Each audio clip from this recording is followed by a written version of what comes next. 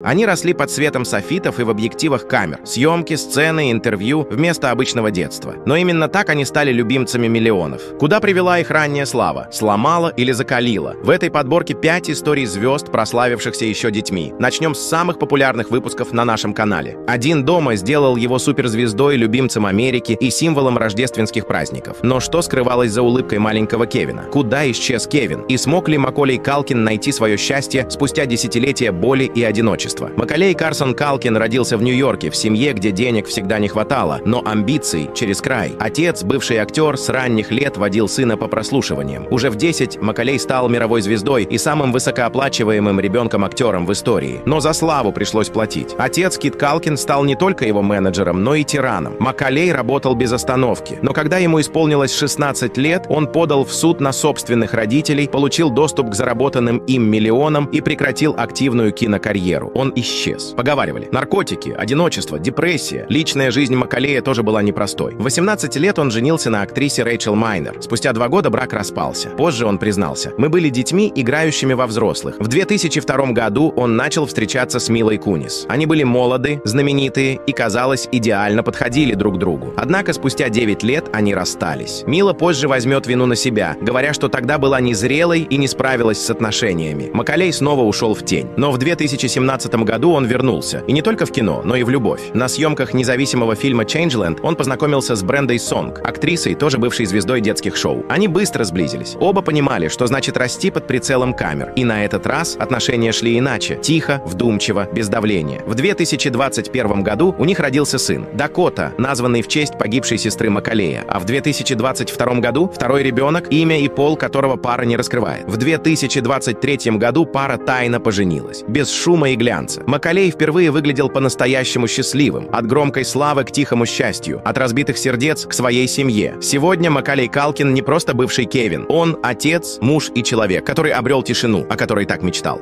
Ее называли богиней экшена. На экране — супергероиня. В жизни — девочка, которая рано повзрослела, чтобы спасти семью. Слава с детства, бунтарская юность, 3 брака и только в последнем — долгожданное счастье. Мила родилась в 1975 году в Киеве. Ее мама — советская актриса Галина Логинова, отец — сербский врач Богдан Йовович. Когда Миле было 5, семья бежала в США. Без денег, без языка, с мечтой. Родители не смогли найти работу по профессии. Мама мыла полы, отец работал санитаром. Отношения разладились. Отец вскоре начал новую жизнь с аргентинкой, и у него родился сын. А мать Милы поставила цель — сделать из дочери звезду. В 11 лет Мила начала сниматься как модель, а в 15 сыграла первую громкую роль. Затем последовал подростковый бунт. Мила сбежала с партнером по фильму Шоном Эндрюсом и вышла за него замуж. Брак аннулировали через пару месяцев. Роль в «Пятом элементе» принесла ей мировую славу и второй брак с Люком Бессоном. Но после 2 лет скандалов между супругами союз распался. А в 2009-м она снова вышла замуж за режиссера «Обители зла» Пола Андерсона. Это и стало ее самым прочным союзом. У них родилось 3 дочерей. Беременности не были легкими. Она делилась, что набирала вес, тяжело возвращала форму. Но она боролась. Ради семьи, ради себя и ради экрана. Мила Йовович стала той звездой, о которой мечтала ее мама. Мила с теплотой говорит о матери и отмечает, как важна была ее поддержка. С отцом отношения долго были отдаленными. Новая семья, редкие встречи. А в 1994 году он попал в тюрьму за финансовые махинации. Но после освобождения многое изменилось. Сегодня он общается с внучками, а Мила недавно выложила его фото в туфлях и украшениях, которые для него выбрали девочки. Иногда путь к счастью длинный, но Мила его прошла, и не одна.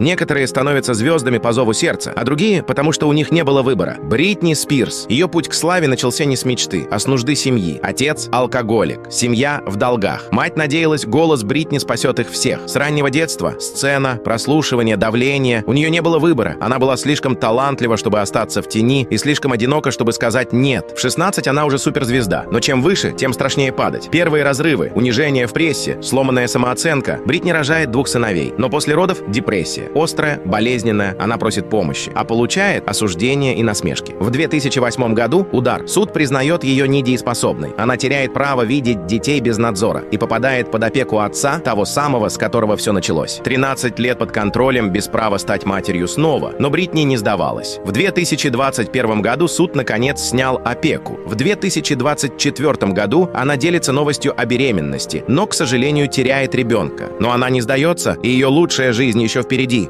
5 лет – первая роль. В 7 – голливудская сенсация. В 9 – слава и статус суперзвезды. Но за этим головокружительным ранним успехом скрывалась настоящая трагедия. Это история Дрю Берримор, девочки, родившейся в легендарной актерской династии, но лишенной важнейшего – своего детства. И вы будете в шоке от того, через что ей пришлось пройти. Отец Дрю, Джон Берримор, потомок актерской династии, но в жизни алкоголик и абьюзер. Его отношения с матерью Дрю, официанткой Джейд, были разрушительными. На новость о беременности он отреагировал побоями. Джейд зависела от него финансово. 5 лет Дрю дебютировала в фильме «Другие ипостаси». Но настоящая слава пришла с инопланетянином. К 9 годам, после «Воспламеняющей взглядом», она уже была настоящей звездой. Деньги и слава обрушились на 9-летнюю Дрю. И справиться с этим было некому. Мать сама жила в ритме вечеринок. В 9 она закурила и впервые напилась. В 10 попробовала наркотики, а в 12 что-то посерьезнее. В 13 лет Дрю попала в реабилитацию. Рехаб не помог. Дрю снова ушла в вечеринки, а Голливуд от нее отвернулся. В 15 лет мать отправила ее в психиатрическую клинику. После выписки Дрю подала на мать в суд, выиграла процесс, получила доступ к своим деньгам и начала все с нуля. О ней снова заговорили, и карьера восстановилась. Но даже спустя годы Дрю все еще сталкивается с вопросами о прошлом. Дрю Берримор – актриса с непростым прошлым, которая смогла вырваться из его тени и начать новую жизнь. Унаследовав талант легендарной династии, она воплотила мечты, зародившиеся еще в детстве.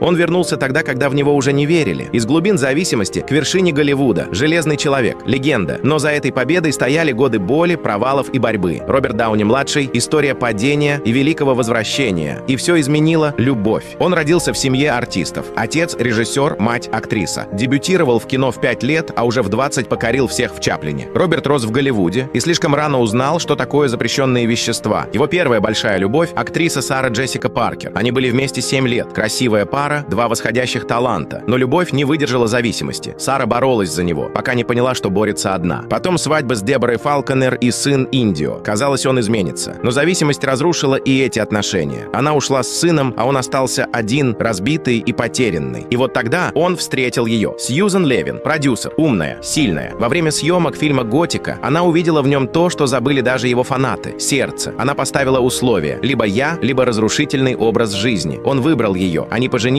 в 2005 году. Сегодня у Роберта 2 детей от Сьюзан, сын Экстон и дочь Аври. Также у него есть взрослый сын Индио от первого брака. Он стал отцом по-настоящему. Не просто биологически, а душой. Я хочу быть примером для своих детей, чтобы они знали, даже из тьмы можно выбраться. Благодаря Сьюзан он получил шанс, о котором и не мечтал. Железный человек – роль, которая сделала его символом целого поколения. Он прошел ад, чтобы найти свое небо. Он потерял почти все, и все же обрел больше. Семью, любовь, смысл. История Роберта Дауни-младшего не о крахе, а о возрождении. Слава пришла к ним слишком рано и изменила все. Кто-то сумел пройти этот путь и сохранить себя. Кто-то потерял ориентиры, пытаясь соответствовать ожиданиям. Но в каждом случае это больше, чем просто карьера. Это взросление на глазах у миллионов. Спасибо, что посмотрели. Напишите, чья история зацепила вас больше всего.